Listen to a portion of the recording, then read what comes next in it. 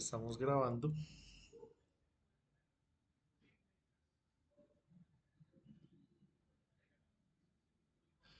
Hay una compañera que está teniendo problemas de visualización. Me confirman los demás si estamos viendo todo la pantalla bien, como corresponde. Listo, Linda, gracias. Magda, gracias. Elmira. Entonces vamos a mirar. Les recomiendo que si de pronto tienen esos inconvenientes, salgan y entren, porque a veces cuando uno está conectado a los datos, cuando uno está conectado a una red Wi-Fi, esa conexión se torna débil. Entonces, eh, cuando suceda eso, entonces salimos y volvemos a entrar. Listo, como les decía, vamos a mirar cómo es toda la teoría de la parte de los paneles, para después mirar la parte de las baterías, de los reguladores del inversor. Entonces es importante conocer bien cómo es que funciona el panel, cuáles son las tecnologías que existen. Vamos a mirar también el tema de la eficiencia. Entonces acá en pantalla tenemos tres tipos de paneles que son los más utilizados. Tenemos los monocristalinos, policristalinos y de capa fina. Entonces los monocristalinos son estos que estamos viendo acá en la primera imagen. Tienen una eficiencia entre el 15 y el 25%. El policristalino tiene una eficiencia entre el 13 y el 17%. Y el de capa fina eh, entre 6 y 8. Esto por supuesto es dinámico, este mercado. Esto ha venido evolucionando. También tiene que ver con el tema del fabricante. Hay unos fabricantes que con la misma tecnología nos pueden dar un poco más de eficiencia por la calidad de los elementos que utilizan. Entonces la construcción de este panel es basada en arena. Sabemos que la arena es uno de los elementos más abundantes en la corteza terrestre. De la arena se saca el silicio. Ese silicio se purifica y procesos físicos y procesos químicos que hacen la conversión de la materia. Entonces acá ya tenemos un lingote ya de silicio purificado. Acá en todo este proceso pues hay emisión de gases y ahí todo el tema que habíamos hablado del tema ambiental. Pero pues eso ya hace parte del análisis propiamente dicho de la parte ambiental, de la parte social, de cómo es esa influencia. Acá estamos viendo es el proceso. Luego de tener el lingote, se empieza a cortar en obleas, se le da un texturizado, se le hace un proceso de serigrafía para obtener la célula solar, que es la que va a componer el panel. Se conectan luego las células, luego se les pone un laminado, una estructura mecánica de diferentes elementos. Se le pone un marco y ya tenemos acá la parte final, el módulo ya ensamblado. Entonces, más o menos ese es el proceso que se hace en esta tecnología del silicio. Sabemos que el silicio también es bastante utilizado en la fabricación de componentes electrónicos. Entonces ahí vemos el desglose, el despiece. Esta parte es la parte más frágil de la estructura, que son pues los cristales, las células solares.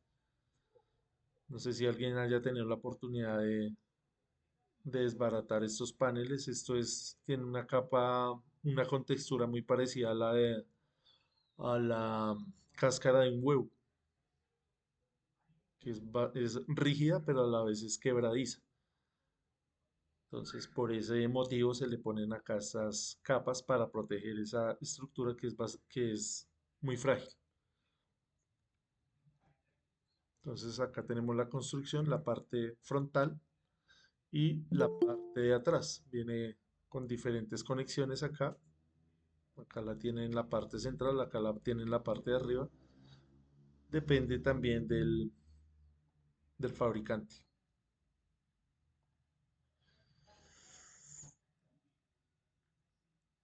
Vemos acá un corte transversal, lateral del panel. Entonces vemos acá el marco, vemos acá la cubierta de vidrio, los encapsulantes, las bornas de conexión, el agujero de fijación, acá la parte mecánica y las células. Estas células van a ir conectadas en serie, ya vamos a entrar al detalle con esa conexión. Y tiene acá un diodo de protección que ya lo vamos a mirar también en detalle, cómo es que funciona ese diodo. El principio físico del funcionamiento del panel es simplemente el efecto fotovoltaico, que es el proceso mediante el cual se convierte la luz solar en electricidad. Siempre tenemos que tener en mente la ley de la conservación de la energía. Sabemos que la energía no se crea ni se destruye, solo se transforma. Acá la estamos transformando de luz a electricidad. Esto ya lo hemos hablado en reiteradas ocasiones. Siempre tenemos que tener eso en mente porque nos va a facilitar la comprensión de todo este sistema.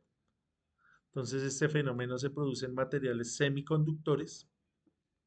El silicio es un semiconductor que es la base de la mayoría de lo que hay en el mercado ahorita. Vamos a mirar que existen otras tecnologías con otro principio físico, pero este es como el más preponderante, el más común. También importante acá entender que lo que nosotros aprovechamos de la energía del sol es la luz en este sistema, ¿no? No estamos aprovechando el calor, sino estamos aprovechando la luz. La luz la entendemos de manera dual, la podemos entender como una onda o la podemos entender como una partícula, dependiendo eh, si hacemos un análisis cuántico o lo hacemos un análisis desde la mecánica clásica, desde la mecánica newtoniana. Entonces, como usted la quiera ver, va a funcionar. Si la quiere ver como una onda o si la quiere ver como una partícula, le va a funcionar. Entonces vemos acá un esquema muy sencillo de cómo es esa conversión. Entonces viene acá la luz, choca con la superficie del panel. El panel está hecho de silicio, como vimos ahí anteriormente. Ese silicio tiene dos partes, una parte negativa y una parte positiva. La mayoría de paneles que hay en el mercado ahorita son de tipo P, que son los más económicos. Los de tipo N también hay muchos en el mercado, pero son un poco más costosos porque su eficiencia es mayor. Entonces toda la tecnología está evolucionando hacia los tipo N. Sabemos que esto es dinámico, va cambiando día a día, entonces cada vez se están reduciendo los costos. Acá en el tipo N simplemente es un silicio purificado que es dopado a través de elementos que tienen mayor cantidad de electrones. El silicio tiene 4 electrones, entonces se le agrega un material que tenga 5 electrones, los del grupo 5 de la tabla periódica, como por ejemplo el fósforo. Él tiene 5 electrones, entonces hay un enlace covalente y en ese enlace sobran electrones. En el tipo P es lo contrario. Se le añaden elementos como el boro, que tienen 3 electrones, entonces quedan faltando acá en ese mismo enlace y queda esta parte cargada positivamente. Entonces cuando llega acá la luz, se genera acá una diferencia de potencial entre estos dos puntos. Cuando cerramos el circuito, pues aparece la corriente eléctrica. Eso es así más o menos. Obviamente esto tiene más complejidades, pero así hablándolo en palabras castizas, en palabras sencillas, ese es el funcionamiento del panel. Entonces el panel va a tener unas partes y el panel también hace parte de un sistema. Entonces el panel está hecho de celdas o de células, que es la unidad más pequeña del panel. Luego tenemos el panel o el módulo. Luego la conexión de esos módulos se llama arreglo solar. Y el sistema solar ya es la suma de este arreglo solar, de dos o más arreglos ensamblados que pueden ser en serie o en paralelo. Ya vamos a mirar configuraciones. Entonces acá tenemos la célula o la celda, acá tenemos el módulo o el panel, acá tenemos el arreglo solar, que es la conexión de varios paneles, y acá el sistema solar, que son dos o más arreglos conectados eh, consecutivamente.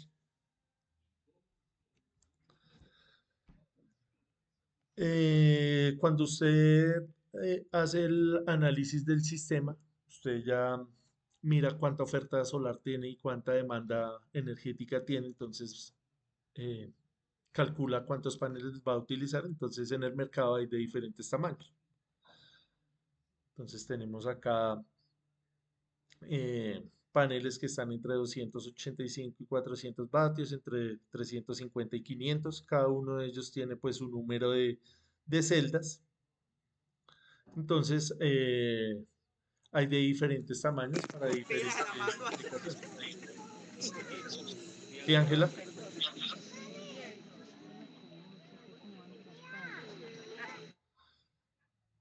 Listo. Entonces, vamos a suponer que nosotros hicimos el cálculo de un sistema donde vamos a utilizar eh, o necesitamos mejor un panel de 600 vatios. Ya hicimos el cálculo.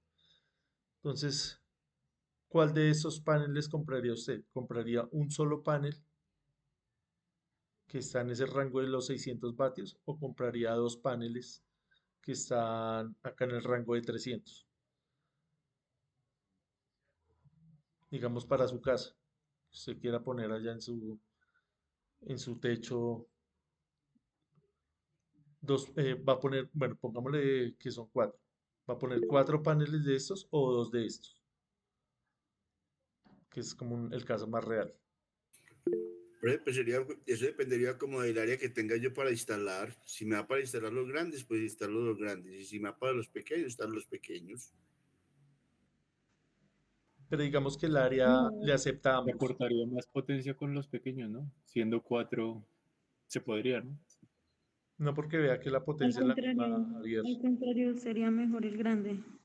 Dos Li- de los grandes de celdas de 130 y 256, 560 watts. Listo, miremos otra vez el ejemplo. Digamos que necesitamos 1200 vatios.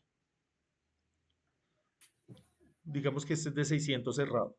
O sea, pondríamos dos de estas dimensiones, de 1.3 metros por 2.4 metros. Y tenemos la opción de comprar cuatro de estos de 300 vatios cada uno. Vamos a suponer que ambas configuraciones valen igual y que el área es la misma. Pero dice que necesitamos 1200, ¿no? Sí, Ay, sí, es mejor el necesitamos grande. 1200, pues compramos cuatro de estos. Cuatro, suponiendo que este es de 300. 4 por 3, 12, 1200. Sí. O podríamos poner dos de 600. Ambos nos van a dar la potencia. Es lo que quiero que Sí, miremos. Ambos nos dan la misma potencia y tenemos el mismo área y el mismo precio. ¿Cuál es Ah, el ok, no criterio Bueno, afectaría nada. No para afectaría elegir nada. uno u otro? sería mejor el grande. Sí, ¿Por qué, Javier? Pues yo creo que serían mejor los dos grandes. sí, porque ocupa menos área. No, porque el área es la misma. yo ocuparía los cuatro pequeños, profe. Le voy a decir por qué. Por cuestiones de mantenimiento. Si a mí se me daña un panel, es más fácil reparar uno que comprar uno grande. No, yo compraría los cuatro por distribuirlos. Sí, obviamente que sí, también se puede, es por la distribución también que se puede dar.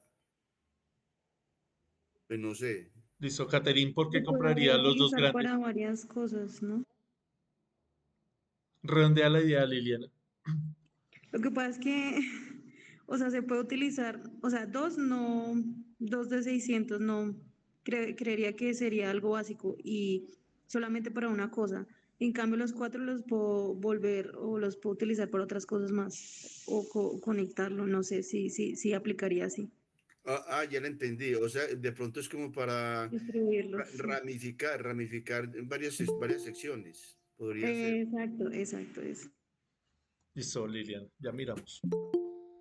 Elmira nos dice que, ¿qué?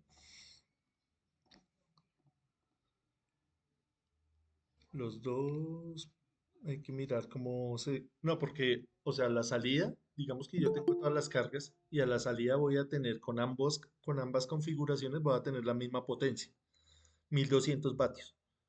Digamos que solamente para conectar una instalación eléctrica donde ya tengo dimensionadas las cargas, no va a hacer ramificaciones ni nada.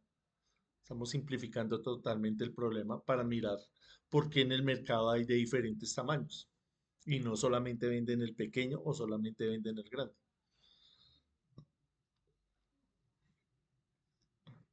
Pues, Entonces, bueno, por ejemplo, es por lo que yo te digo, ¿no? Digamos, ejemplo, ¿no? Yo tengo una toma o tengo un contador y lo quiero distribuir para ese panel solar o para el otro panel y así. no porque mira que estamos suponiendo que es una instalación para una casa, una instalación pequeña. Tú no vas a comprar dos contadores para ponerlo a diferentes paneles, para hacer ramificaciones, porque ¿cuánto va a valer poner dos inversores, poner dos sistemas de baterías, poner dos reguladores? Estamos suponiendo que el sistema está unificado. Profe, Señor, puede ser por la estructura de la casa donde se vayan a instalar los paneles. es por eso. Entonces sería, Listo, ya para no darle más vueltas a eso, es precisamente por eso. Estamos suponiendo que es en una casa. En una casa, usted tiene que tener en cuenta el tema de que eh, las mm, dimensiones son pequeñas, digamos una escalera, un techo, la estructura donde usted va a poner eso no es tan amplia comparada con un parque solar donde usted tiene harto espacio de maniobra, donde hay mucha más herramienta, donde hay más elementos donde usted se pueda mover, mientras que en una casa es más pequeña son más pequeñas las dimensiones. Entonces, yo pondría los cuatro paneles por ese motivo, porque son más fáciles, pesan menos.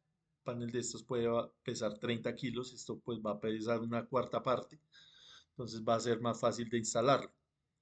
Y lo que decía José Raúl ahorita, si tengo dos paneles y por X o Y motivo falló uno de ellos, entonces cambiar ese panel es más difícil que cambiar uno de estos más pequeños.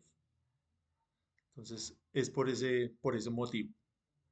Entonces eso ya va. yo pensé que de pronto era como para nivelar o porque era 1200 o como para, sí, como para nivelar más o Profe, menos. Entonces pero yo ahí, claro, también ahí entendí que llegamos teníamos a la varias misma cosas. área, perdón. Yo pensé que usted estaba diciendo que teníamos la misma estructura, la misma área. Sí, la Entonces, misma por área. eso, Es que sí nos estamos suponiendo que tenemos la misma área. Es la misma área. Pero nosotros podemos llenar la misma área o con dos paneles grandes o con cuatro pequeños, ¿no? ¿Sí? ¿Estamos de acuerdo, Caterina? sí, claro. Ujú. Por eso, por ejemplo, en el caso que usted dio ese ejemplo, pues es mucho más fácil instalar dos paneles, sí, aunque son más pesados, obviamente, pero también tienen mejor potencia. Bueno, en caso de conectividad. Lo digo porque yo actualmente trabajo en un proyecto de instalación de paneles solares acá en la ciudad de Cali y obviamente nosotros instalamos los cuatro paneles, pero porque las viviendas tienen un espacio limitado. Pero si hablamos que tiene digamos, la misma área, o sea, que permite o la instalación de dos paneles o la instalación de cuatro paneles, pues yo lo vi por esa eficiencia. Obviamente, pues ya si lo reducimos a un techo de residencia, pues sí serían cuatro paneles. Ok, pero tú misma lo estás diciendo, que en tu caso usaron los pequeños precisamente por las dimensiones de la casa, ¿no? Sí, señor. Pero fíjate una cosa que dijiste ahí, que es el tema de la potencia. Estamos suponiendo que los cuatro paneles tienen la misma potencia que los dos grandes. O sea, estamos haciendo un ejercicio para entender precisamente esos conceptos. Que la potencia sumada la podemos obtener de varias maneras. No quiere decir que porque este panel sea más grande, yo no lo pueda sustituir por dos pequeños para obtener la misma potencia, al mismo precio, Más que todo, obviamente. Porque eso si de el grande es costo. más barato y me va a dar la misma potencia, obviamente yo me voy por el grande. Sí, sí, sí. En este caso sí, profesor, tiene toda la razón. Yo lo vi más por costo del vatio, por el tema de que pensé que era la misma área de instalación. Ujú. Entonces, no, ya teniendo pues ese objeto, digamos, entonces pues entro a hablar del proyecto del cual hago parte, donde se instalan 4 paneles. Precisamente es porque el techo es limitado, el espacio es limitado. Listo, Catherine, gracias. Entonces vamos a continuar acá. Vamos a mirar ahora eh, el tema pues de cómo están construidos los paneles para mirar el tema de la eficiencia también. Regálenme un segundo que les voy a compartir acá un compañero que no ha podido entrar.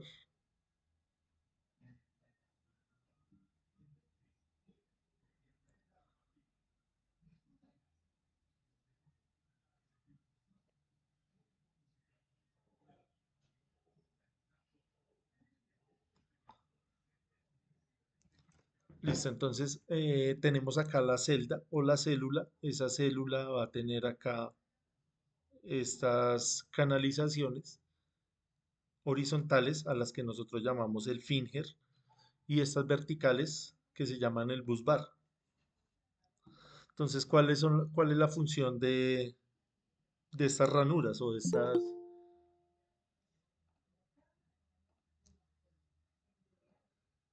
estas canalizaciones? Precisamente canalizar la energía para recogerla acá en este busbar. Entonces, a través del finger se recoge toda la corriente y se reúne acá en el busbar para luego sumarlas con las otras células y así tener a la salida la sumatoria de todas las células del panel. Profe, ¿cómo es el recorrido de la corriente ahí dentro del panel? Así ¿De como lo dónde? estamos viendo, primero viene horizontalmente acá, se recoge verticalmente, se suman con las otras células que van acá adyacentes y a la salida tenemos la sumatoria de la corriente. Sí, no, pero lo que yo lo entiendo, pero es que como veo eh, un módulo central y ¿cómo es que llama usted que llamaban estas barritas? Esta es la célula Esa es la célula, sí, que compone el panel. sí, Las barras horizontales se llaman fingers fingers. y Eso. las verticales se llaman busbar. Bueno, esas finger, yo veo tres grupos de finger ahí y veo dos back. Entonces, el del lado derecho tiene la corriente hacia el primer finger y el del medio, ¿cómo se orienta la corriente ahí hacia cuál de los dos? Acá puede ser al de la derecha o al de la izquierda, dependiendo de cuántos eh, busbar tenemos. Vea, acá por ejemplo tenemos 5, acá 9, acá 12. Acá en este ejemplo, algo simplificado. No nos va a importar si es hacia la izquierda o hacia la derecha porque es una foto explicativa. Ah, ya, sí, sí, ya lo Ujú. entendí. Sí, profe, no, pero la pregunta mía es, pues, no sé si será importante o no, pero el sentido de la corriente lo puede dar también la radiación. El La sentido de la radiación. corriente lo da esta configuración de acá. Acá hay una diferencia de potencial, entonces hacia donde haya un potencial superior, hacia allá va la corriente. Ujú. Entonces acá pasa lo mismo, Sí, donde sí. haya un potencial mayor eléctrico, hacia allá va la corriente. Puede ser hacia este lado o hacia este lado de acá, dependiendo de qué depende eso, de la radiación solar. O sea que sí depende de la radiación. Ujú. Bueno, listo, pues muchas gracias. Claro, de la posición del sol. Entonces existen paneles en el mercado que nos ofrecen de 5, de 9 o de 12 bus bar. Entonces, si tuviéramos la posibilidad de escoger, ¿ustedes cuál escogerían? ¿El de 5, el de 9 o el de 12? El de 12. Liliana dice que el de 12. ¿Quién más?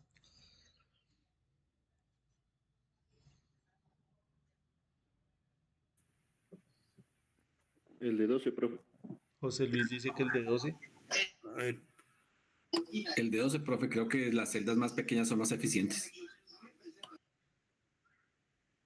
Pero fíjese que la celda tiene el mismo tamaño. Lo que cambia es que tiene más bus bar. Porque la celda sigue igual. Estamos yo creo, suponiendo que es igual. yo, Ya, yo, profe, que más busbar tenga, digamos, la corriente va a tener más líneas por donde fluir y en caso de alguna avería de algún segmento, hay más líneas para dispersar para llevar la corriente. ¿Hay más concentración? ¿Por qué, Liliana? Desarrolla la idea. Ay, no, profe, pero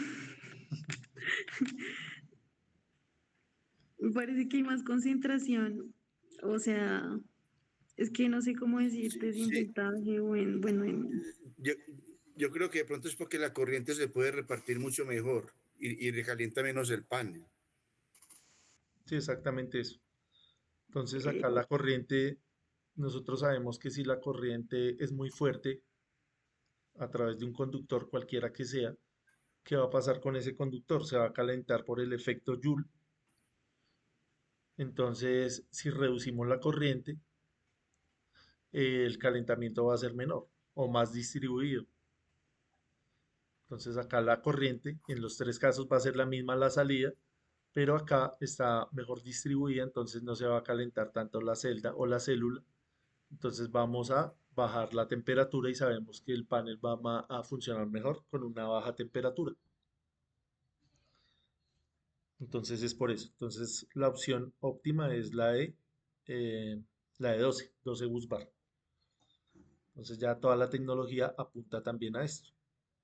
Como les digo, esto va evolucionando día a día. Esa es la máxima por ahora, ¿sí? Sí. ¿O hay más? No, esa es la de 12. Ah, ok, listo. Ujú.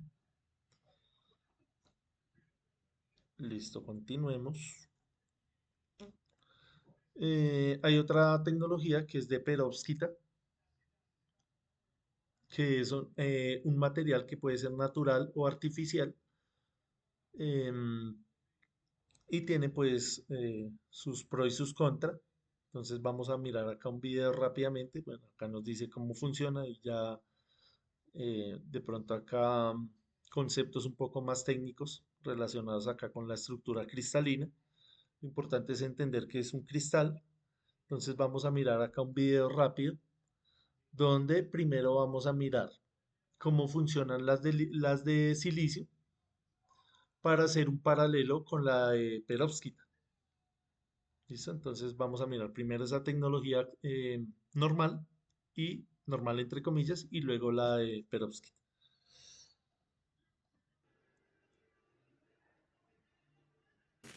Hola a todos, bienvenidos a nuestro canal A-Tech. Hoy vamos a hablar de la evolución de la tecnología solar. ¿Me confirman porfa si se ve y se escucha? Sí, sí. Listo, Junto con la gracias. energía eólica, la solar fotovoltaica es la energía renovable más extendida. Su rápido crecimiento está reduciendo los costes y fomentando el desarrollo de tecnologías aún más eficientes. Las cifras muestran el interés de las mayores potencias mundiales, como China y Estados Unidos, por la generación de energía solar. De hecho, el número de plantas en energía solar aumenta constantemente año tras año. Sin embargo, actualmente solo el 2% de la electricidad mundial se genera a partir de la energía solar y el 90% de esta electricidad procede de paneles solares basados en el silicio cristalino, la tecnología dominante. Aunque es abundante, el silicio tiene inconvenientes relacionados con la eficiencia, la complejidad de la fabricación y la contaminación. Sin embargo, los científicos han revelado un nuevo tipo de célula solar que podría revolucionar la industria, conocida como perovskita.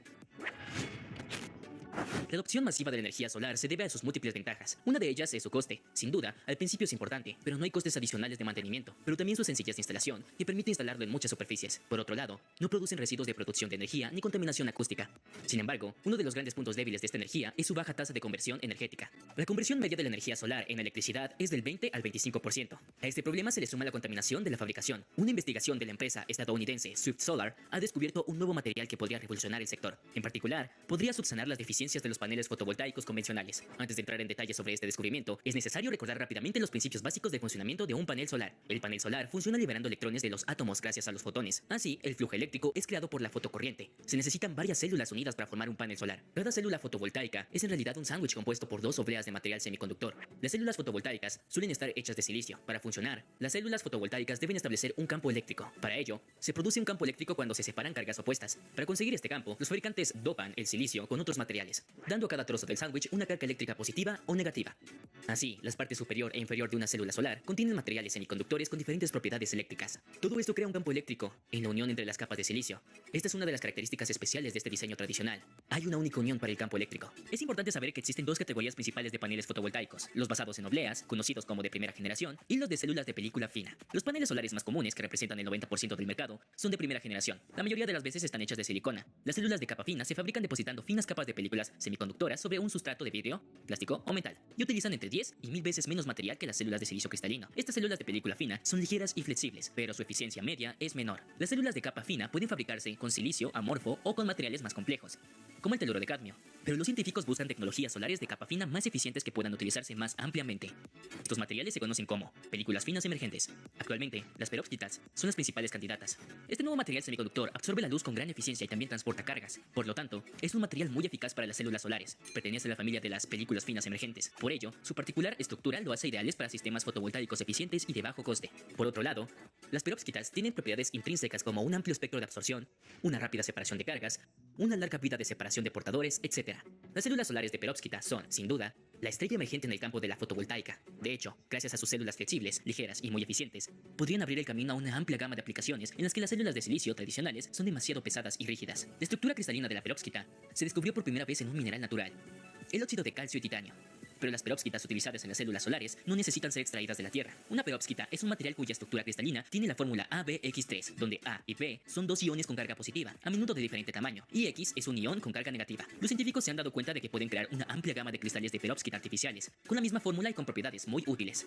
Por ello, utilizan sales de haluros metálicos básicos, como el yoduro de plomo o ciertas sales orgánicas, y lo combinan para hacer perovskitas inorgánicas, orgánicas e híbridas. Se forman a bajas temperaturas. El silicio suele tener que cristalizar a 1400 grados Celsius.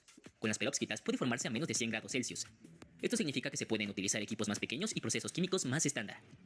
Esto permite formar células solares en materiales como el plástico, es decir, materiales que se fundirían a altas temperaturas y sobre los que se pueden fabricar células solares. Así puedes hacer algo realmente ligero y flexible. Las películas finas de perovskita pueden fabricarse sintetizando una especie de tinta solar y calentándola suavemente hasta que las perovskitas cristalizan, como los cristales de sal que surgen de la evaporación del agua del mar. Esta técnica de evaporación térmica no es la única utilizada. También se pueden fabricar células de perovskita mediante recubrimiento por rotación, serigrafía, galvanoplastía o incluso imprimiendo el material en una hoja, como con una impresora de chorro de tinta. ¿Qué eficiencia tienen las células solares de perovskita?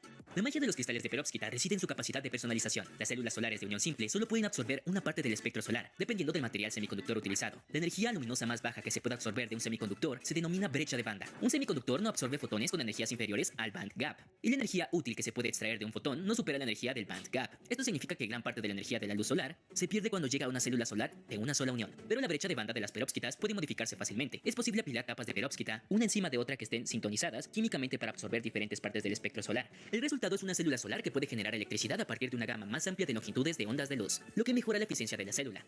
Así, cuando se apilan dos células solares una encima de otra, se denomina célula solar en un tándem o multifunción. Así, los tándems de perovskita convierten más energía solar en electricidad, en lugar de desperdiciarla en un calor excesivo.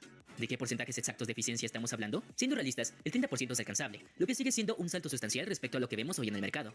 La naturaleza de las perovskitas permite también ventajas de fabricación. Por ejemplo, se necesita menos del 1% del material de una célula de silicio para absorber toda la luz solar. En teoría, por tanto, se puede ahorrar dinero, ya que su producción es mucho más barata. Su principal punto negativo es su vida útil, que es más corta que la de los paneles solares tradicionales. Sin embargo, este nuevo material podría encontrar un interesante uso en muchas industrias como la de los autos, los drones, los relojes solares. El principal problema antes de la producción es su masa de estabilidad. De momento, no hemos podido comprobar su eficacia a lo largo del tiempo en condiciones meteorológicas extremas, como las olas de calor, sobre todo porque se sabe que la perovskita es frágil y, por tanto, requiere protección contra las tensiones ambientales. Sin embargo, las empresas Saul Technologies y Microquanta Semiconductor parecen estar a punto de comercializarlo pronto. La energía solar fotovoltaica es la tecnología energética de más rápido crecimiento en el mundo actual, y es una de las principales candidatas para la generación de electricidad libre de carbono a escala de teravatios en nuestra vida. Podría revolucionar este sector a lo grande, si cumple todas sus promesas. Y eso es todo, hemos llegado al final de nuestro tema de hoy. Si te ha gustado este video, danos un pulgar arriba. Si no quieres... Listo, ¿tenemos alguna observación ahí? Eso suena caro. Sí, es costoso y esto pues hasta ahora está como en temas de estudio y tratar de comercializarlo. Pero Profe, eso lo logran, eso de que lo logran, lo logran. sí, sí, pues porque yo tenía entendido pues que los paneles eran cristalinos, policristalinos y amorfos. Los amorfos son los de más baja calidad y eran los que son utilizados pues como en las calculadoras y las cosas pequeñas como para que trabajan con energía solar. Y veo que eh, pero Mezquita es como una evolución del amorfo. Es así, ¿cierto? Como que ha Sí, mejorado un poquito la calidad. es muy parecido también por el tema de la flexibilidad. Es como ver una radiografía. Entonces vamos a Sí. mirar acá la presentación para redondear esas ideas. Entonces miremos las características del monocristalino. Entonces lo que les decía ahorita, generalmente son de tipo P, está cambiando a tipo N porque se están abaratando los costos. Acá, bueno, nos dicen cuál es ese método. Esto ya es algo más técnico que le va a importar más a una persona que esté metida en este tema de la investigación. Nosotros estamos mirando esto más desde el tema de de la instalación. La eficiencia, perdón, está entre un 15 y 25%. Su apariencia es de una superficie negra uniforme debido pues a su fabricación.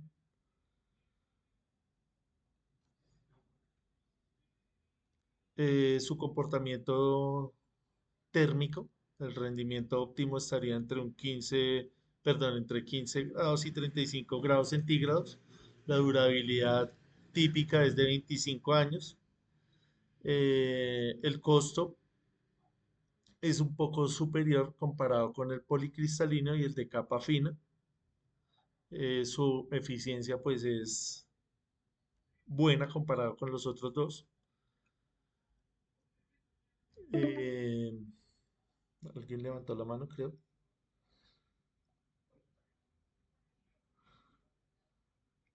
Listo, entonces miremos acá rápidamente el policristalino. El policristalino está hecho también de silicio, pero son múltiples cristales.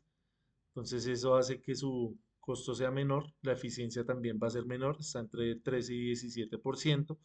Su apariencia es un azul moteado. Su comportamiento térmico es diferente también al monocristalino.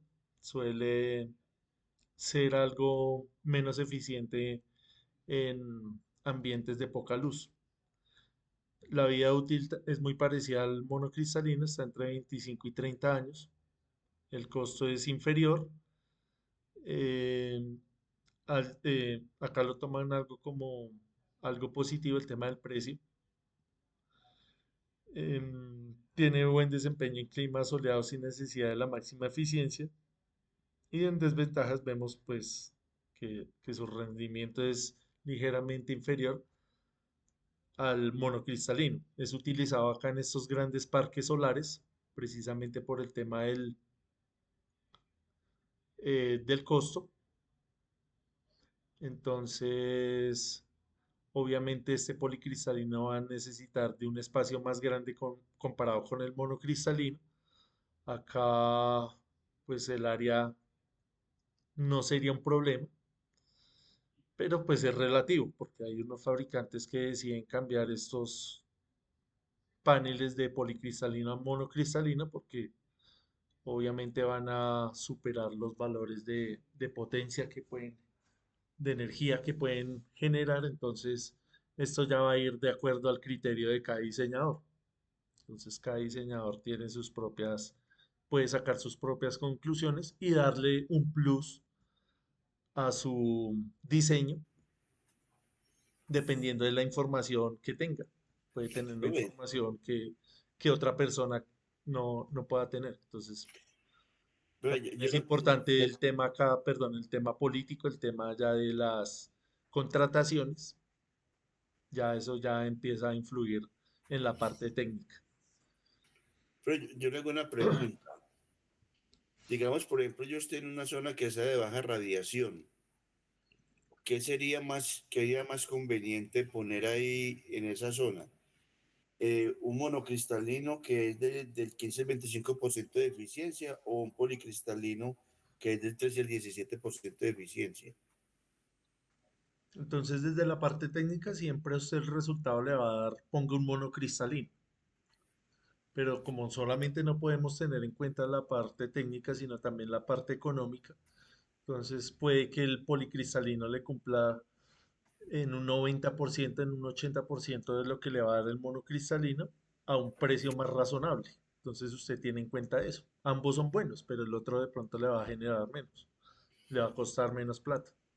Sí, yo pienso que porque como hay baja radiación, en un punto de baja radiación, si aguanta hacer una inversión así, pues de una más costosa o colocaría una como más económica. También tiene que tener en cuenta el tema del fabricante, porque puede ser un panel eh, europeo que puede ser más costoso y ser policristalino, y puede comprar un monocristalino de origen chino que también es bueno.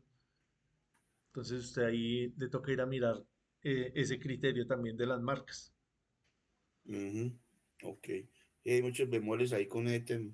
Sí, claro. Pero, ¿hay alguna marca de pronto en especial que tú digas, esa es genérica, es buena, sirve, aplicaría para este tipo de cosas?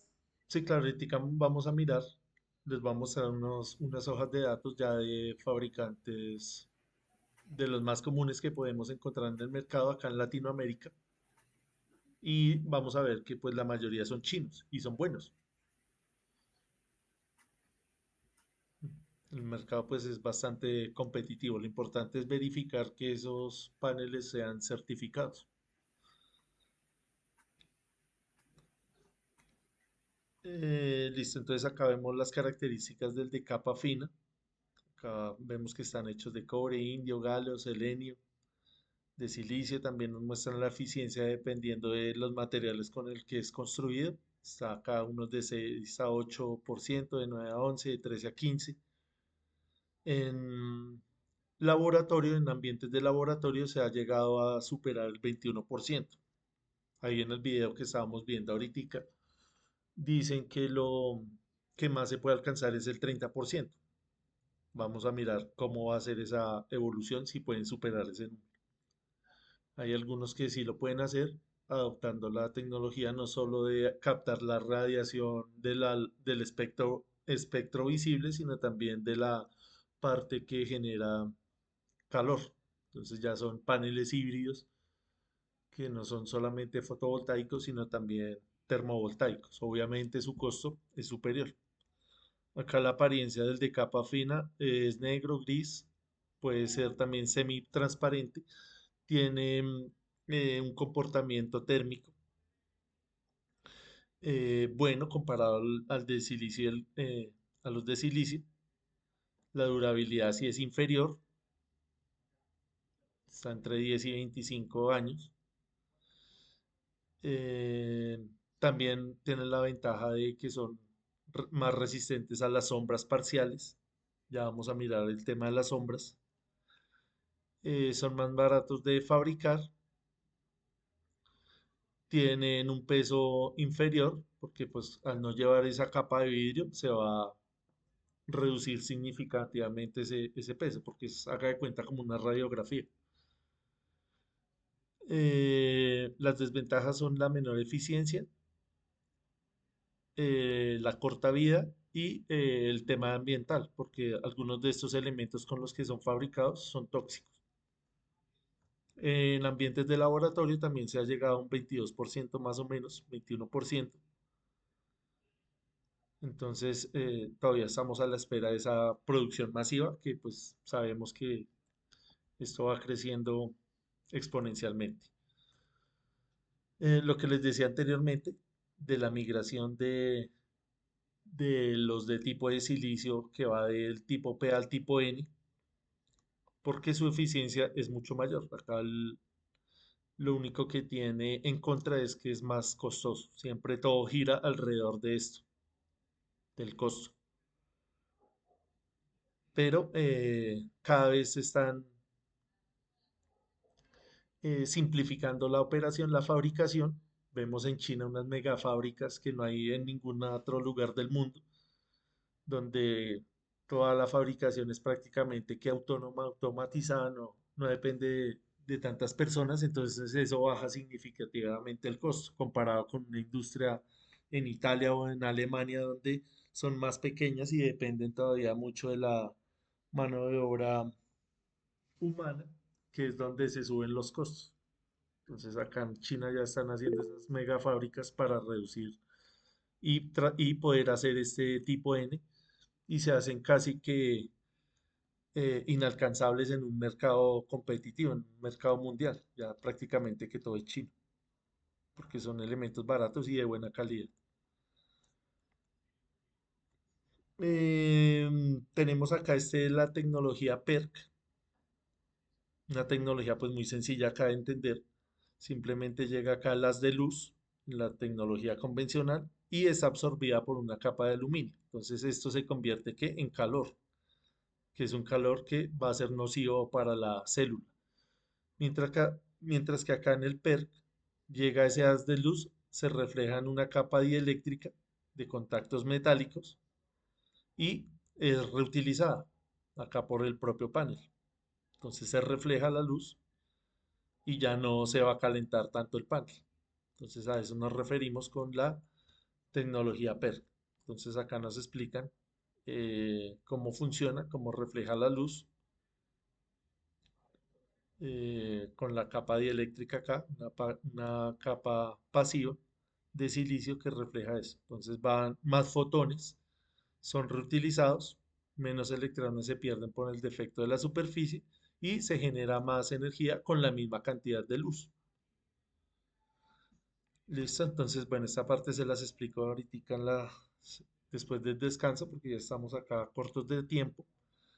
Les voy a compartir eh, el link de la asistencia. Voy a buscarlo acá.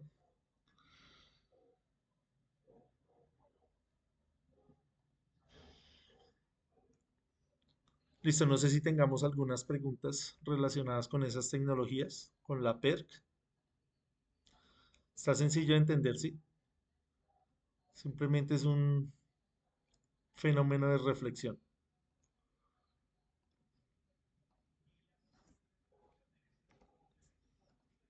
Listo, ahí les compartí el enlace. Porfa, para que lo vayan llenando. Entonces tomémonos un descanso de 10 minutos, de 12 minutos. Faltan 2 minutos para las 9, veámonos a las 9:10 y terminamos de hacer la exposición.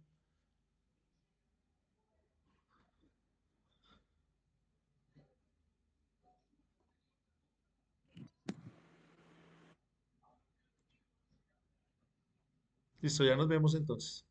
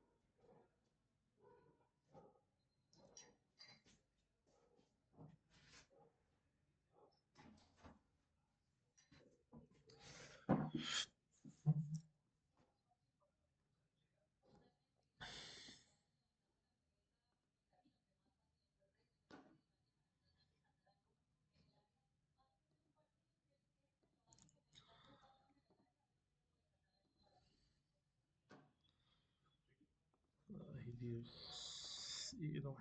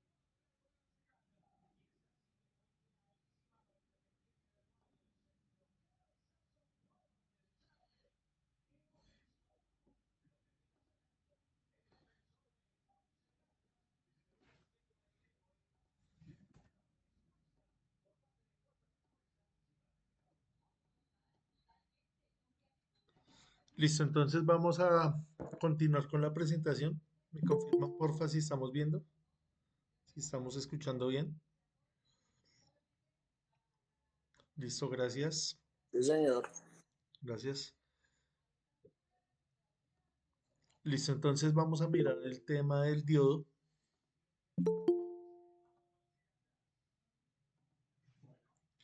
Entonces, acá lo que estamos viendo es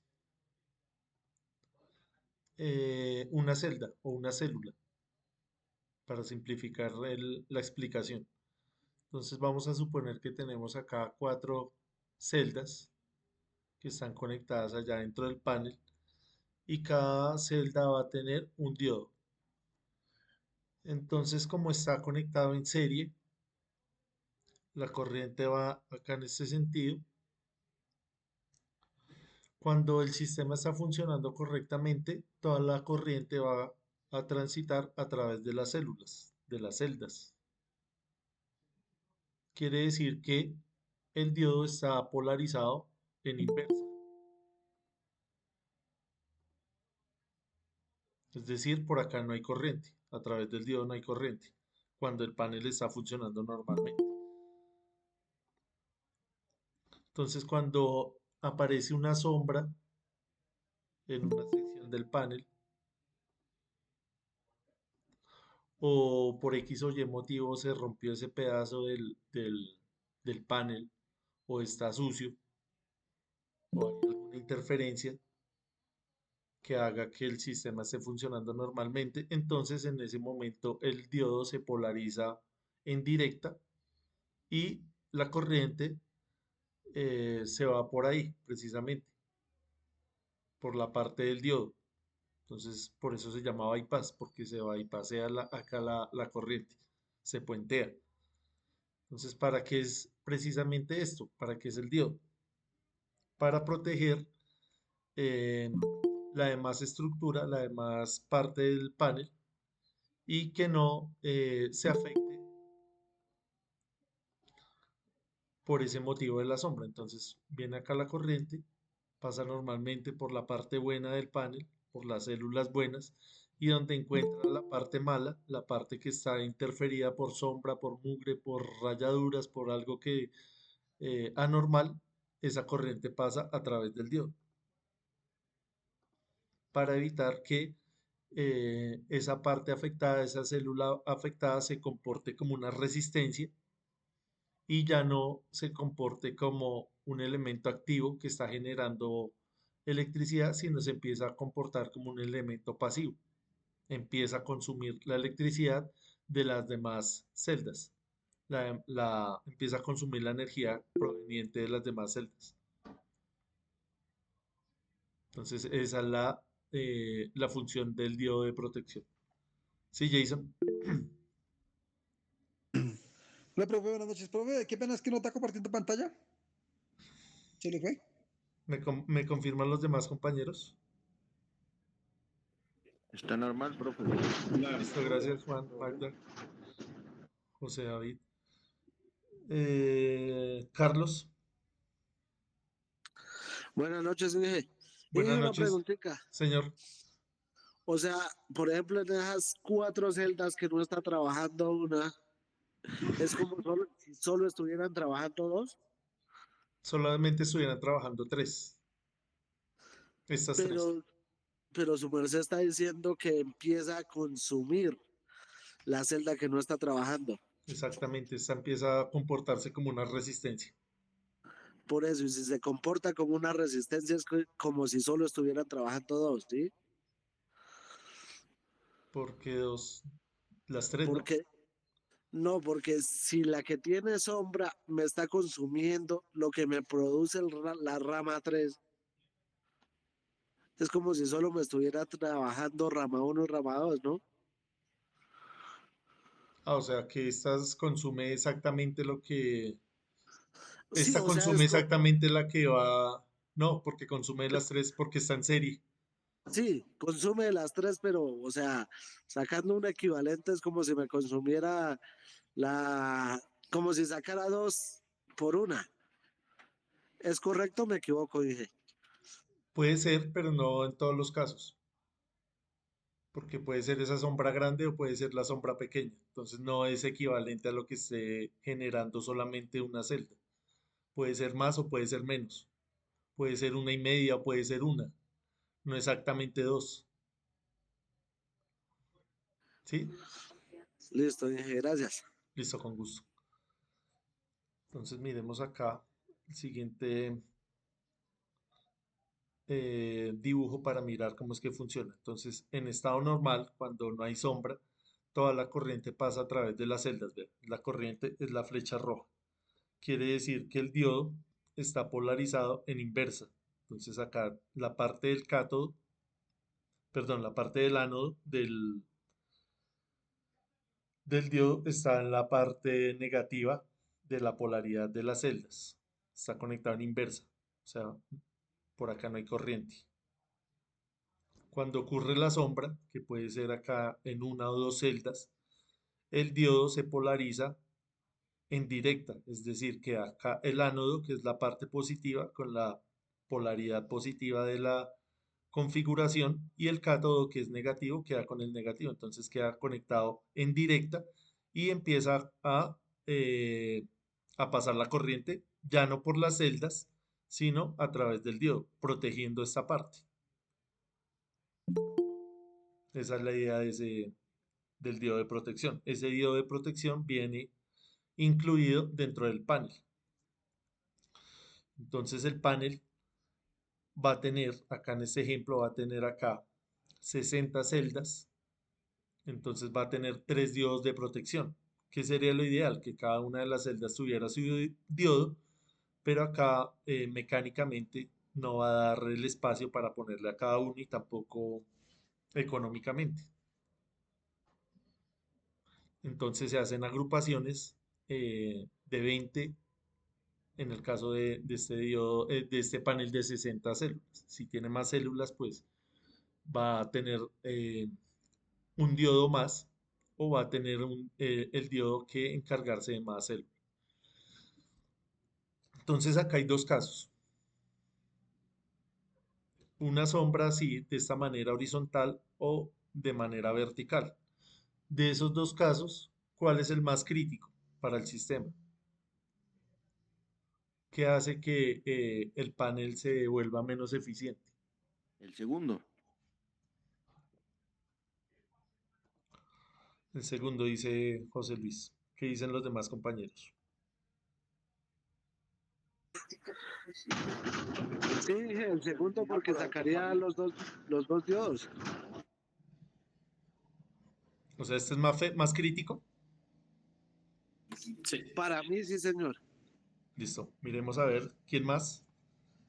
Magda dice que el segundo. Edinson dice que el vertical, o sea, el segundo también. ¿Qué dicen los demás compañeros?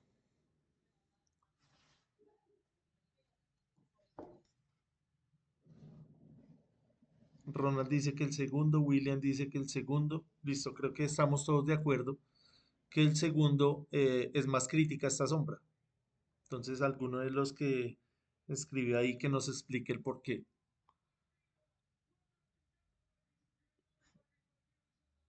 José dice que el segundo, sí. Sí, el segundo efectivamente es el más crítico. Expliquemos el por qué.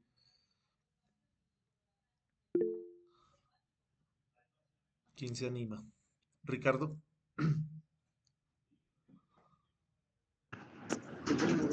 Yo opino que es el segundo porque la sombra afecta a todo un agrupamiento. Es decir, una mínima sombra que afecte al menos una de las células me saca de servicio todo el agrupamiento. Mientras que en el caso horizontal solamente se están perdiendo unas pocas agrupaciones, no todas. Sí, sí, va por ahí. ¿Alguien más que lo quiera expresar en otras palabras?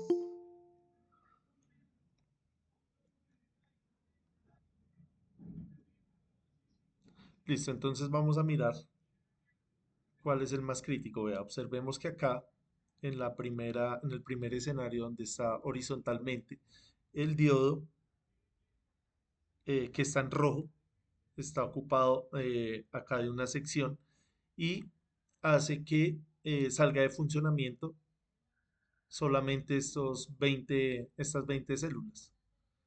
Es decir, que quedan 40 células funcionando bien, o sea, 2/3 partes del panel están funcionando bien. Mientras que acá está afectando a todo el sistema.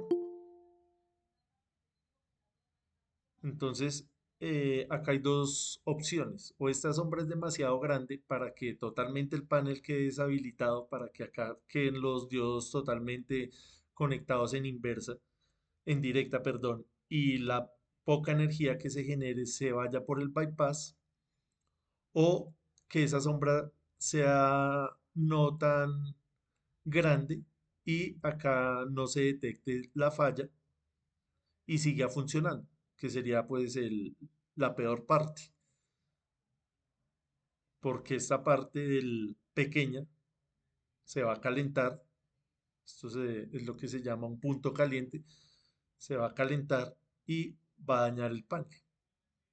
Entonces lo ideal sería que dejara de funcionar todo el panel, que esa sombra entre más grande pues mejor para que eh, eh, se suspenda acá la poca corriente que se genere, se vaya por el bypass. Sería pues lo ideal. Lo ideal es que no hubiera sombra, pero en el dado caso de ver los dos casos, es mejor una sombra grande que una sombra pequeña. O una sombra así horizontal.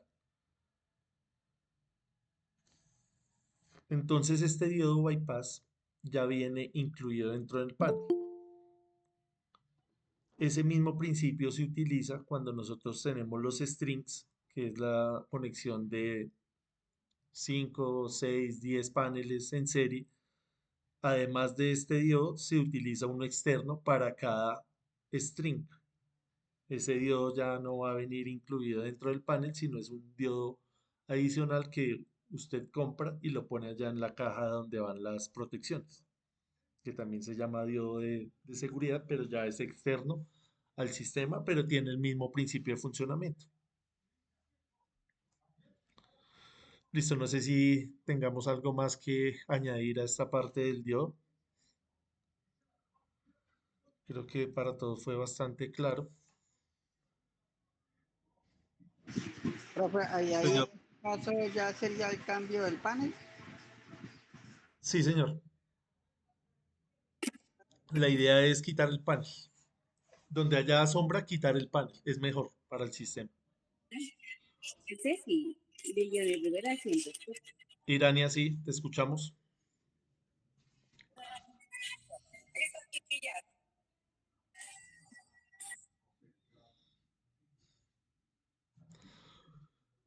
Listo, entonces vamos a continuar acá mirando este diagrama. Entonces ahorita vamos a mirar las curvas de corriente versus tensión. Entonces vamos a mirar acá este ejemplo de cómo sería más o menos esa curva. Entonces acá tenemos una conexión en paralelo de dos paneles. Acá tenemos tres paneles. Observemos que cuando nosotros ponemos los paneles en paralelo, vamos a obtener la misma tensión. En este caso 24 voltios. Pero la corriente se va a sumar. Entonces, si con un panel tenemos 3 amperios, con dos tendríamos 6 y con 3 tendríamos 9 amperios. Entonces, la conexión en paralelo funciona así. La corriente aumenta, la tensión se mantiene. Esto aplica no solamente para los paneles, sino para cualquier instalación eléctrica que usted haga.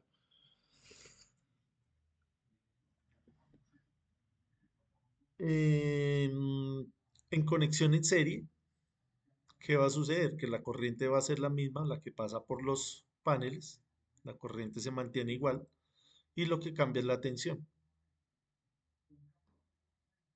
Entonces la tensión se va sumando de acuerdo a la tensión de cada uno de los paneles. Entonces en instalaciones pequeñas lo que se estila es poner esta configuración. En el caso donde tengamos 3 o 4 paneles, lo más frecuente es que se conecten en serie. Ya en campos más grandes, en los parques solares, se ponen strings que van conectados en serie y se van conectando uno a uno en paralelo. Entonces acá tenemos la conexión mixta, donde tenemos un ejemplo sencillo de dos paneles conectados en serie, otros dos conectados en serie y ellos dos mutuamente conectados en paralelo. Entonces acá tanto la curva de la corriente como de la tensión se va modificando. Ya vamos a mirar por qué es importante eh, comprender estas curvas de tensión corriente. Listo, en ese orden de ideas, analicemos este pequeño ejercicio. Identifiquemos cómo está conectado, si en serie o en paralelo, y hallemos estos tres parámetros. Entonces me están pidiendo la potencia acá de salida, me están pidiendo la tensión y me están pidiendo la corriente. Entonces, ¿cuánto es la potencia total de salida? Acá están los datos. Cada panel es de 750 vatios. 250 vatios. La tensión pico es de 30.5 voltios y la corriente de cada uno es de 8.27 amperios. Entonces, ¿cuánto es la potencia, cuánto es la tensión y cuánto es la corriente? Ya el compañero nos resolvió la primera. La potencia es 750 vatios. Sumamos la potencia. 750 vatios. 105 voltios. ¿La tensión cuánto es? 105 voltios. Es multiplicar 30.5 por 3, ¿sí? 91.5 creo. Ah, sí, perdón, 91.5. Sí, profe, 91.5. 91.5, gracias. ¿Y la corriente cuánto es? 8.27. La corriente se mantiene igual porque la corriente va a ser la misma para todo el sistema. Entonces ahí tenemos la respuesta. 750 vatios pico, 91.5 voltios y 8.27 amperios. Listo, para todos fue claro lo que hicimos ahí. Sí, señor, está en serie, entonces se suman las potencias, los voltajes también se suman y la corriente se mantiene. Listo. Bueno, espero que para los que no son tan eléctricos esté también claro esa parte. Si no, nos toca ir a repasar la parte de esta teoría de serie, paralelo, mixto, porque es importante a la hora de hacer estos diseños. Listo, hagamos ese ejercicio 2.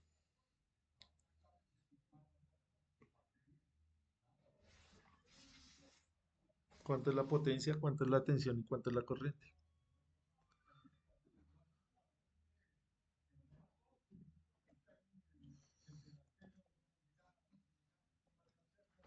Esto la acabo de ver. Me hermoso, un amor mío, iba con el novio. Un amor mío, corazón mío.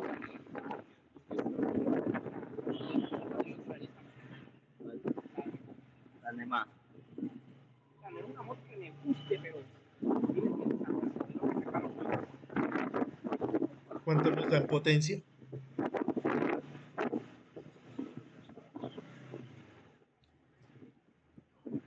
$750.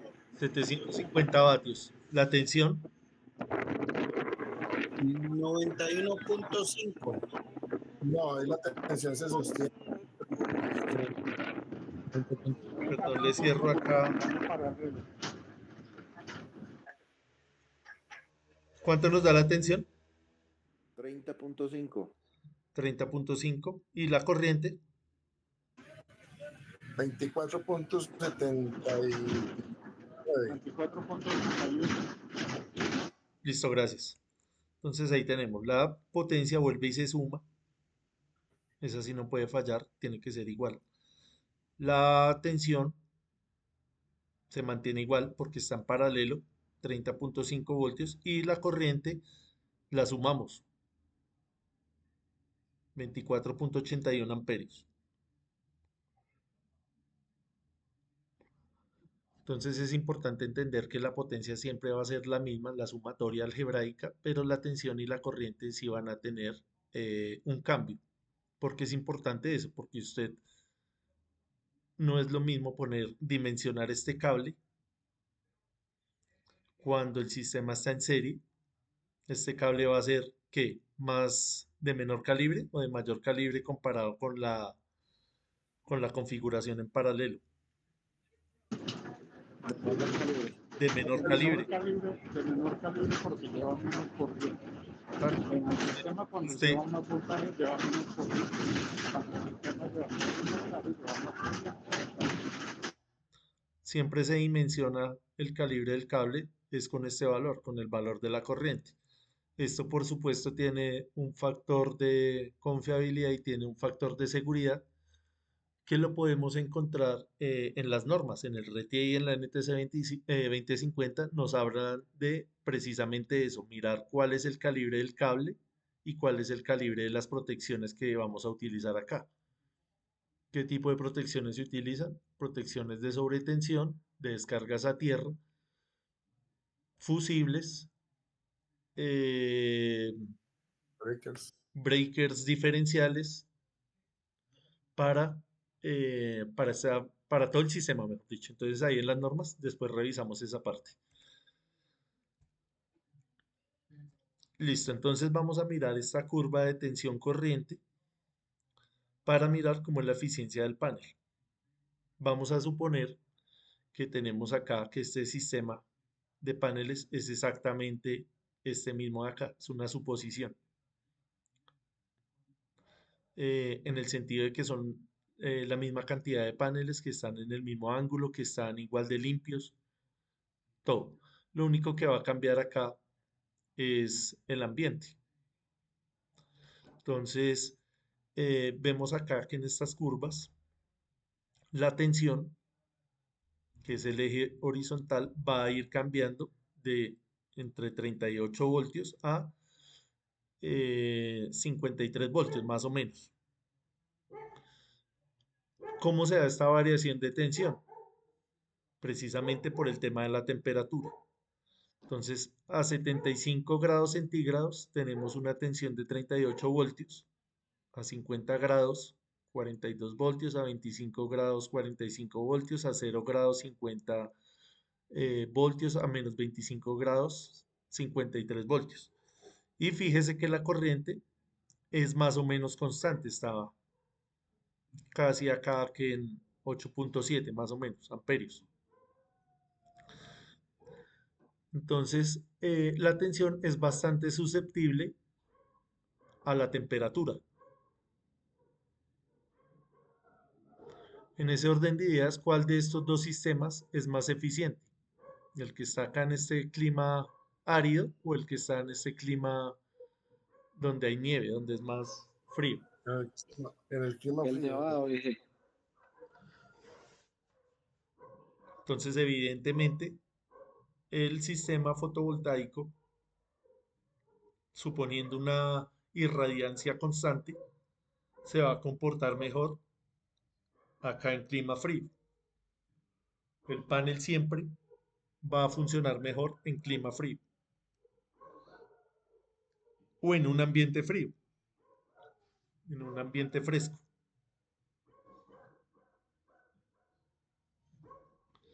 Acá en esa parte, ¿cómo haríamos para tratar de mantener fresco este sistema en el desierto? Basados a la inclinación.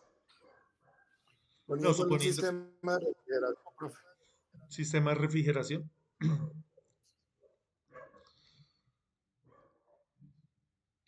¿Sí? ¿O qué más? ¿Qué podríamos hacer? ¿Qué sería lo primero que haríamos? Porque el sistema de refrigeración toca tener agua, bombear esa agua, y eso demanda energía. No, dije, no de refrigeración, sino de inclinación. Ujú. Sí, el tema de la inclinación es importante, sobre todo el de la altura con respecto al piso. Entonces tratar de no poner eso tan pegado al piso para que no se caliente tanto, sino que haya un fluido de aire un poco mayor. Sería la solución más viable y más económica. Siempre teniendo en cuenta acá también el tema de la limpieza porque en estos ambientes pues hay bastante polvo también, tratar de mantener ese panel lo más limpio posible. Profe, una preguntita. Señor. Paneles instalados pegados a los techos, al piso, digamos, los que dejan en los techos. Eso, el funcionamiento ahí respecto a ellos sería malo, porque no hay buena ventilación. Sí, ¿Cuánto señor. sería más o menos Sí, claro, del eso piso al, hay que como tener en un metro? cuenta, para eso es esta curva, precisamente. Entonces usted dice, como mi panel va a quedar pegado al techo, va a estar en un clima más o menos, digamos acá en Bogotá, 25 grados, 20 grados. Entonces mi panel va a trabajar a 25 grados. Entonces va a tener una tensión de 45 voltios. Usted ya está consciente de eso y hace sus cálculos con este número. Para eso son estas curvas, precisamente para eso. Y las mediciones que usted hace allá de temperatura es precisamente para mirar cuánto va a generar dependiendo de esa temperatura a la que va a estar sometido el panel. Que muchas veces nos toca acoplarnos a lo que hay, al techo que hay. Entonces usted viene y mira esa curva y dice, bueno, voy a trabajar a 25 grados centígrados. Eso es lo que hay. Profe, ¿esas curvas las da el fabricante? Sí, señor. Ya vamos a mirar los datasheets. Listo, miremos la siguiente curva, donde la temperatura es constante y ahora lo que cambia es la radiancia. Entonces tenemos acá el escenario ideal, donde tenemos 1000 vatios por metro cuadrado, y de ahí para abajo, dependiendo si estamos en un día parcialmente nublado o en un día nublado, va bajando esa radiancia. Entonces acá tenemos 1000, tenemos 800, 600, 400, 200. Entonces la radiancia sí va a afectar de manera sustancial, de manera relevante a la corriente. Vea que acá la corriente se mantenía constante. Acá sí la corriente va cambiando. Lo que se mantiene un poco más en este punto, un poco más constante es la tensión. También varía, pero no tanto.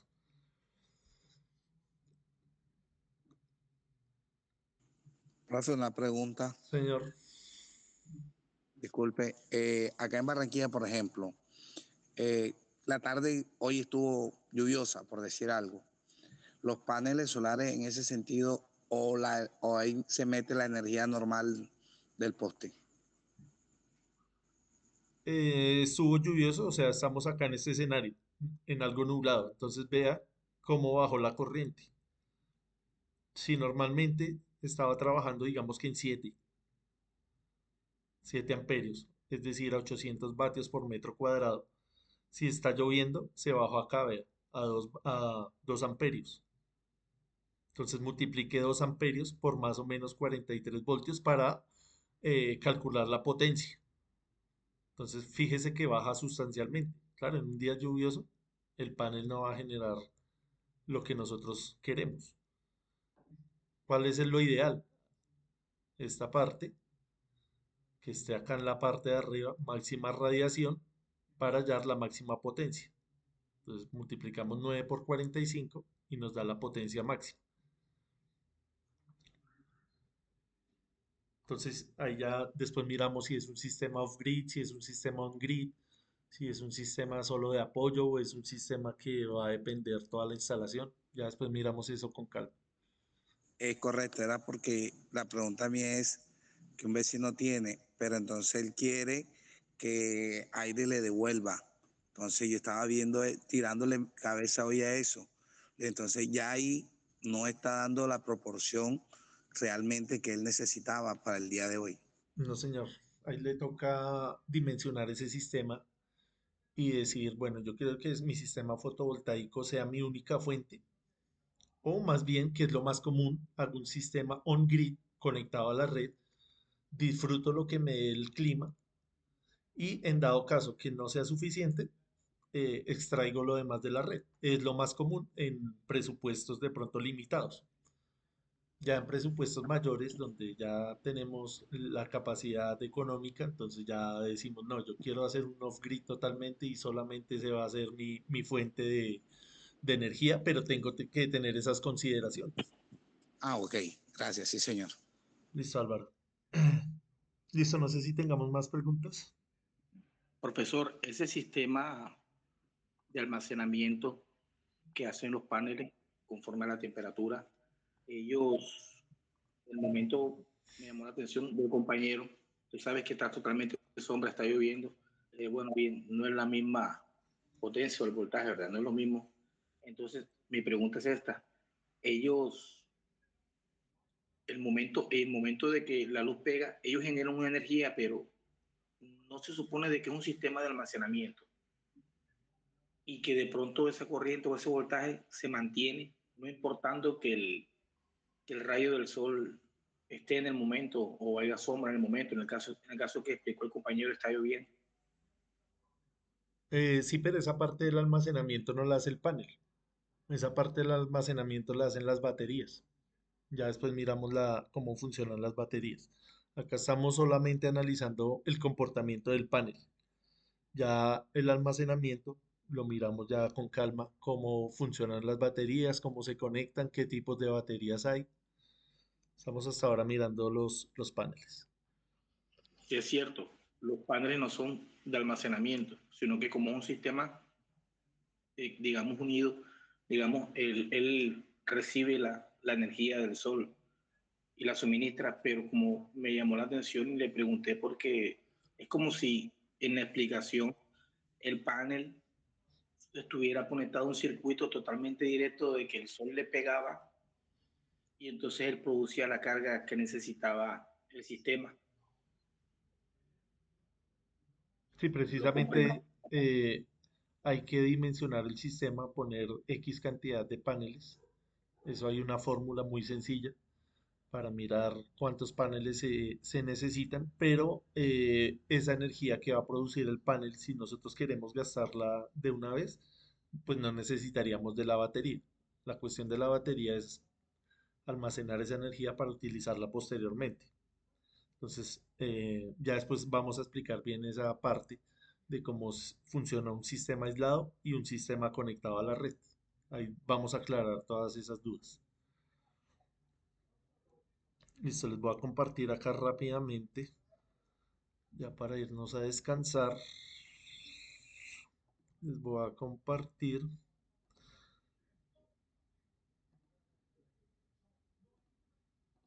acá los datasheets.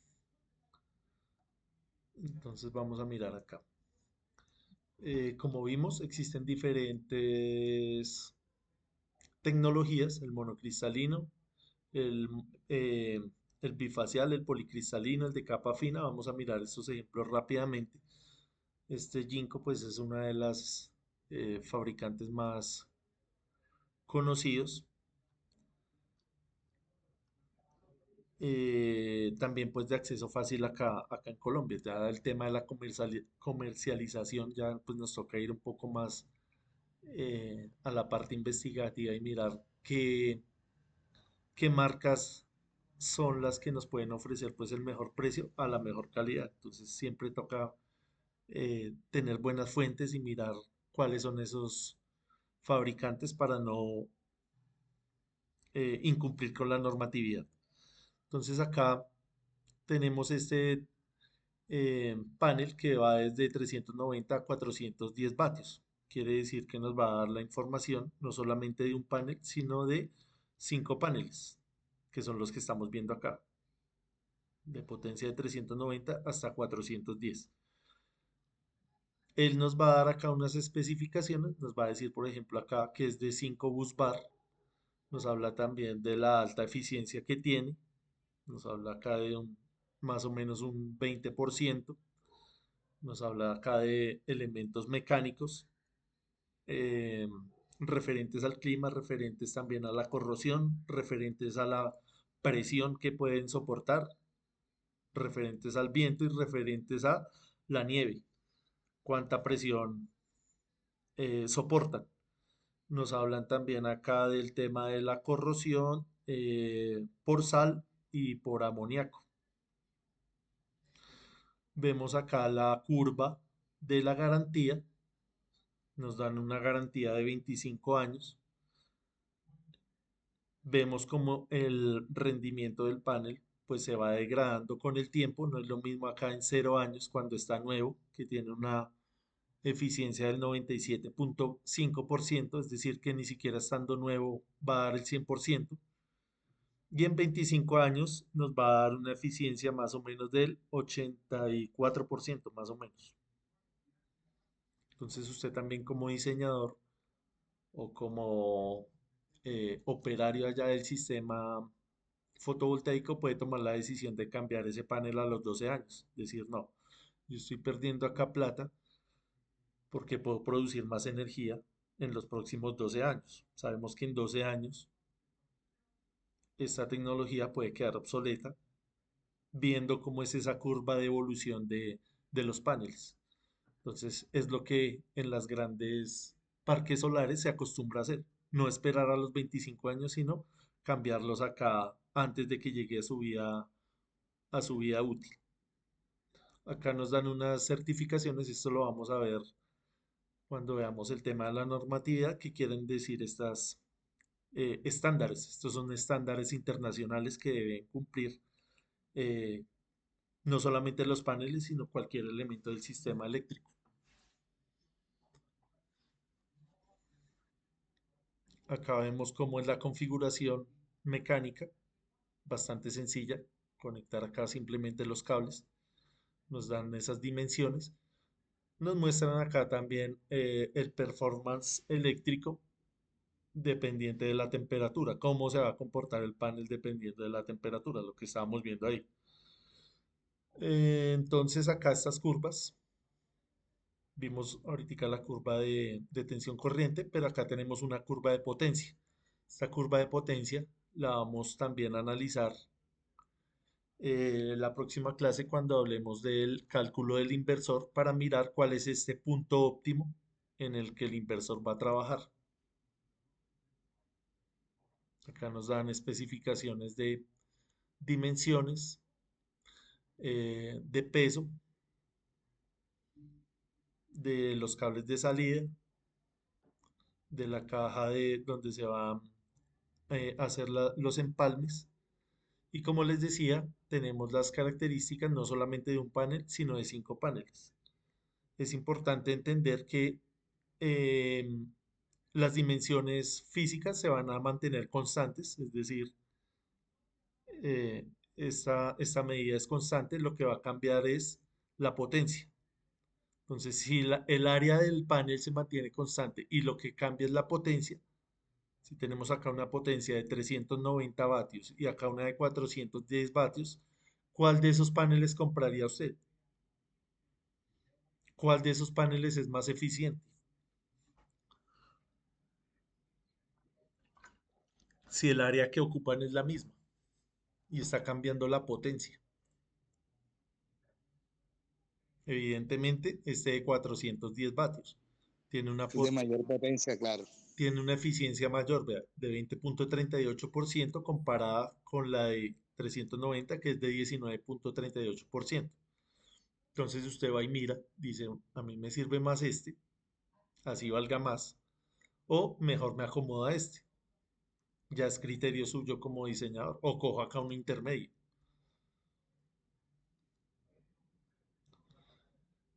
Listo. Acá nos hablan de los máximos, la máxima tensión, la máxima corriente. Nos dan datos importantes y relevantes a la hora de hacer el cálculo del regulador y del inversor, que es la tensión de circuito abierto y la corriente de cortocircuito.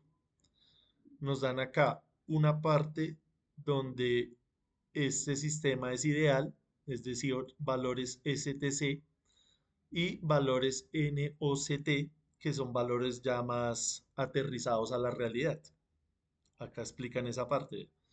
STC, una irradiancia máxima de 1000 vatios por metro cuadrado, a una temperatura de 25 grados centígrados y una masa de aire de 1.5. Esto también tiene que ver con el ángulo óptimo del panel. Mientras que en condiciones normales vamos a estar acá con una irradiancia menor de 800 vatios por metro cuadrado a una temperatura de 20 grados centígrados. El ángulo se mantiene igual y también importante la velocidad del viento. En ambientes donde haya demasiado viento, usted tiene que considerar eso para que no salga a volar el panel. Entonces, todos estos datos los vamos a utilizar para calcular el regulador y el inversor. Eso en cuanto al panel monocristalino. Este es de tecnología PERC. Sí, este es PERC, es decir, va a reflejar la luz. Acá tenemos un bifacial. El bifacial muy utilizado también. Lo vimos la vez pasada, donde hay estructuras claras que puedan reflejar la parte de abajo del panel. Entonces acá nos van a dar lo mismo, los mismos datos. ¿Vean? Nos van a dar una garantía. La garantía va a tener mucho que ver con el fabricante. Lo importante es que miremos acá estas certificaciones, estos estándares. Nosotros cuando vemos el RETIE y la NTC 2050 nos remiten a estos estándares de calidad, no solamente para el panel, sino para cualquier elemento que usted vaya a utilizar. Volvemos y miramos que son diferentes potencias manteniendo la misma área. Entonces, fíjese que acá nuevamente cambia la eficiencia. Acá estamos en un 19.7% y acá un 20.6%. Entonces, parece que no es tan crítico ese cambio. Toca compararlo con los precios. Acá nos dan las características STC, es decir, en condiciones ideales de radiancia de 1000 a temperatura de 25 grados, masa de aire también de 1.5. Y fíjese que acá también nos dan esa información de la parte de abajo del panel. Como es bifacial, entonces nos dan las especificaciones de la parte de arriba y las especificaciones de la parte de abajo. En términos de porcentaje de ganancia con respecto a la parte de arriba. Acá nos dice backside power gain, ganancia con respecto de la parte de abajo. Y nos dan nuevamente las curvas, porque con estas curvas es que usted va a hacer su diseño. Porque usted va a mirar, va a hacer su medición allá en su terreno de cuánta temperatura va a trabajar. Entonces, mida la temperatura y mide cuánto es la tensión con la que va a funcionar su sistema. Lo mismo acá con el tema de la corriente. Entonces, esta parte de la potencia la vamos a mirar ya la próxima clase que miremos el cálculo del inversor y del regulador. Tenemos el policristalino, que también nos va a dar acá unas especificaciones. La curva de la garantía, las dimensiones físicas, la curva de potencia, las especificaciones en condiciones ideales, en condiciones normales de cada una de las referencias, para hacer los cálculos que necesitamos. Acá tenemos el de capa fina, que habíamos visto ahí en las diapositivas, que tenía una eficiencia más o menos del 8%, es decir, baja. Acá este fabricante promete un 18% de eficiencia. También pues tiene acá sus estándares internacionales que nos toca verificarlos. eh, para estar siempre dentro de las leyes, ¿no? Dentro de las normas. Entonces acá ver, están las pruebas y las certificaciones a las que ha sido sometido. Acá, la ISO 9001, 14064, todo eso. Nos habla también de la temperatura, de la tensión de circuito abierto, de cortocircuito, cómo es la conexión, cómo es la parte mecánica. Entonces fíjese que la mayoría de ellos tiene la misma información. Hay unos que vienen, aparte del datasheet, vienen con un manual, como cuando usted compra cualquier equipo electrónico, usted compra un televisor, él viene con un manual que nadie lee, lo mismo pasa con esto. Él viene con su manual también para mirar ya la estructura interna y los detalles más específicos de cada panel. Entonces, esto yo descargué acá nomás el datasheet, pero también se puede descargar el manual.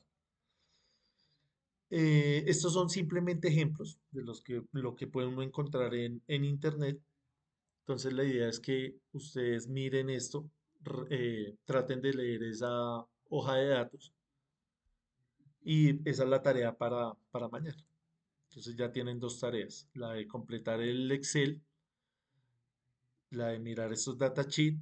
Mañana vamos a mirar unos datasheets de unos inversores, entonces también ahí se van acumulando las tareas, pero pues lo vamos a dejar el tiempo de lo que dure el curso para completar con eso.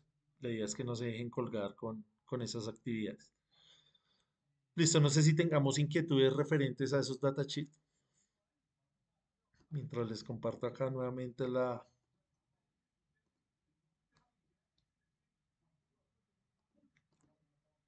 asistencia.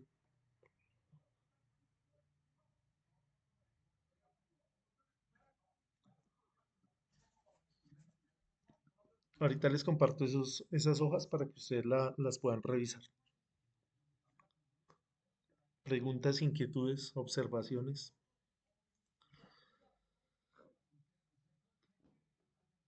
Bien, más o menos entendido. Es bastante información en poco tiempo, acuérdese. Entonces, la importancia del trabajo autónomo.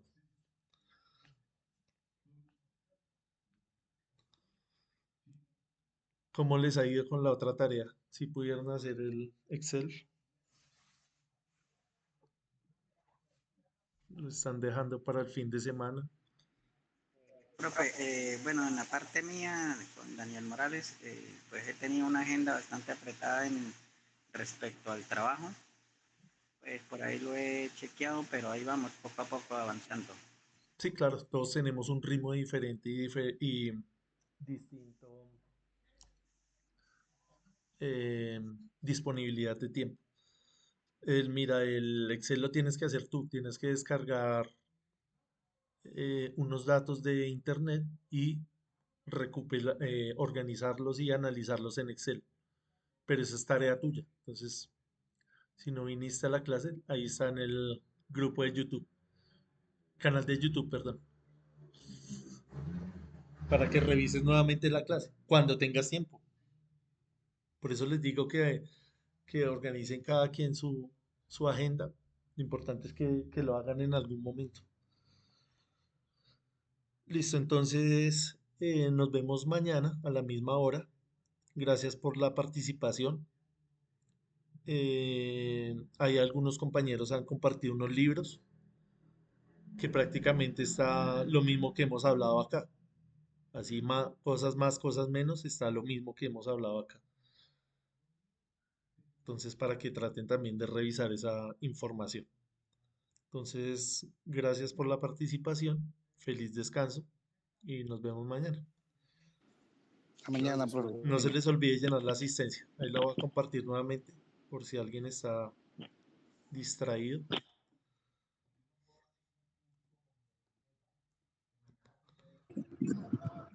Gracias. Listo, Gracias, gracias a ustedes. profe. Gracias a ustedes. Que descansen. Gracias a todos. Hasta mañana. A ustedes por la participación. Gracias, feliz noche. Listo, feliz noche, que descansen. Amén.